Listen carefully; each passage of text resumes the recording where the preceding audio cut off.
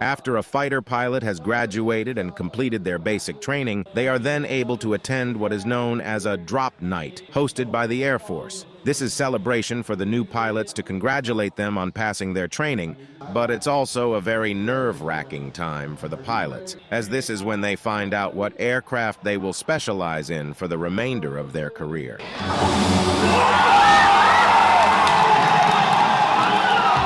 Send it.